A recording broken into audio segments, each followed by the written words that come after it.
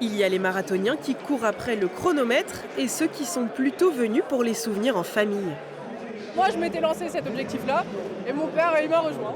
Bon, c'est l'occasion d'en refaire un marathon depuis. Ça fait quand même 7-8 ans que j'en ai pas fait. Voilà. Objectif pour les 3800 coureurs, garder le rythme sur 42 km. Pour y arriver, tout au long du parcours, un millier de bénévoles ravitaillent les sportifs. Pour eux, le marathon de Nantes est devenu une fête incontournable. Je fais partie d'un club, les gens du club qui courent, il y en a d'autres qui ravitaillent, donc c'est sympa de voir tous les coureurs qui viennent, qui nous remercient. Il y a un bon moment de communion avec tout le monde. Le marathon, ce sont des exploits sportifs évidemment, mais c'est aussi beaucoup de belles histoires, comme celle de Maxence, 12 ans, porteur d'autisme, et de sa maman Marion, qui se prépare pour un jour courir ensemble le marathon de New York. Lui, il aime ça. Là, ce matin, il s'est retourné, il a vu qu'il y avait le fauteuil, et il a rigolé, il a souri.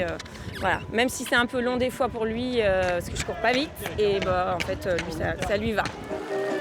Mis à l'épreuve par une météo capricieuse, les coureurs ont aussi trouvé leur force dans le soutien des supporters. On n'a plus trop de jambes, mais on a encore de la voix pour encourager les marathoniens. Après des heures d'efforts intenses, enfin la récompense. La ligne d'arrivée est franchie en 3h43 pour le père et sa fille. Très fier, ouais. On sent surtout Ah, oui. Franchement, au bout de 20 km déjà, c'était dur, donc continuer jusqu'au bout.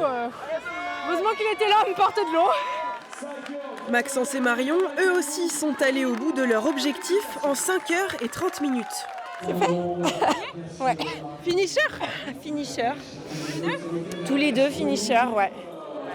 Preuve qu'ils sont venus au bout de cette épreuve mythique, tous repartent avec une médaille en forme de biscuit nantais, évidemment.